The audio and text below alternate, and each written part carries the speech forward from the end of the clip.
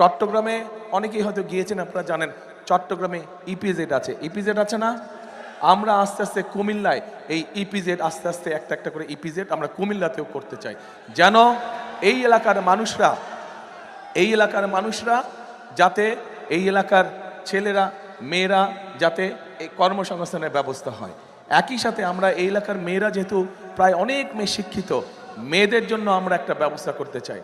অনেক কাজ আছে, অনেক শিল্প কারখানা আছে যেগুলো মেয়েদের কাজ করার উপযুক্ত, নারীদের বোনদের কাজ করার জন্য উপযুক্ত। আমরা সেই ধরনের যাতে মেয়েরাও ছেলেদের পাশাপাশি কাজ করতে পারে, মিল কারখানায় কাজ করতে পারে, সেই রকম মিল ফ্যাক্টরি ইন্ডাস্ট্রি আমরা ধীরে ধীরে ওই ইপিজেডের মধ্যে তৈরি করতে চাই। এটা কি পরিকল্পনাটা কেমন? ভালো? খুশি আপনারা? আচ্ছা ঠিক আছে। এবার আসেন, খাল কাটা গেল, ও আরেকটা তো বলতে ভুলেই গেছি, সেটা হচ্ছে শুধু এইটা না,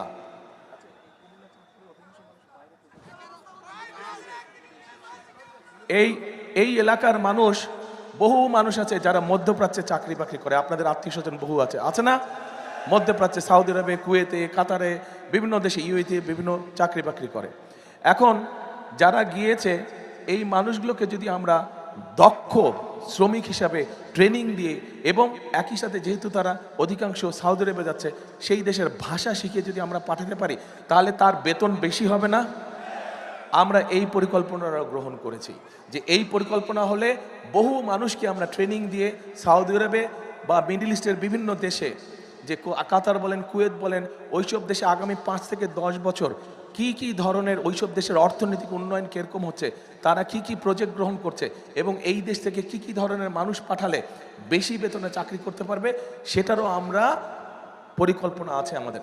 এবং আমরা আমাদের ছেলে মেয়েদেরকে শিক্ষিত করে তাদেরকে ট্রেনিং দিয়ে, ভাষা শিক্ষা দিয়ে আমরা পাঠাবো পৃথিবীর বিভিন্ন দেশে।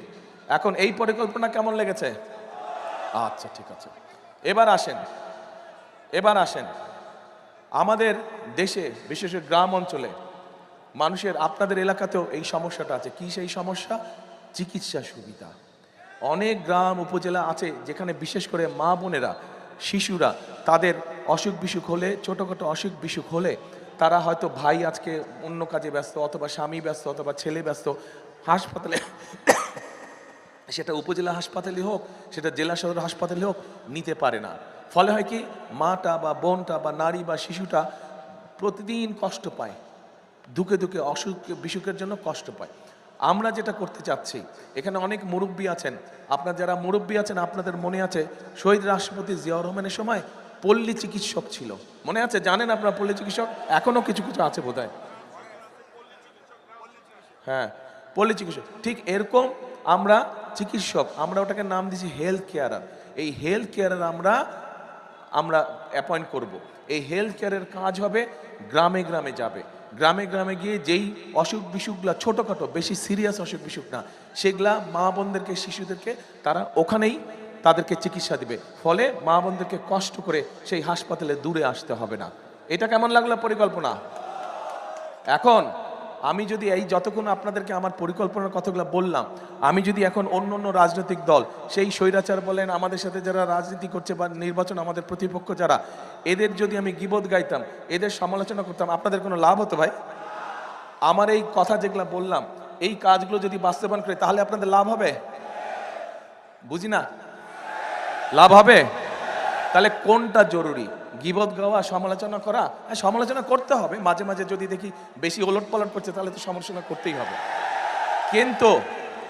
কিন্তু আমাদের দেশের মানুষের পেটে ভাত দরকার, সকলের পকেটে পয়সা দরকার, হালাল কামাই দরকার, তাই না? চিকিৎসা দরকার, শিক্ষা দরকার, বিদেশ বা দেশে হোক কর্মসংস্থানের দরকার। কাজেই এইগুলো হচ্ছে আমাদের পরিকল্পনা। আমরা ভাই রাজনীতি করি, আমরা স্লোগান দেই যে আমাদের রাজনীতির মূল শক্তি হচ্ছে, উৎস হচ্ছে জনগণ। জনগণকে আমরা সবসময় আমাদের পাশে রাখতে চাই। সেই জন্যই ওই যে প্রথমে বললাম, বিএনপির অভিজ্ঞতা আছে দেশ চালানোর।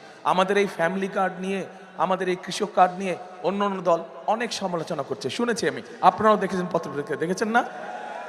এরা যা কয় কিচ্ছু যায় আসে না, আমাদের কিচ্ছু যায় আসে না।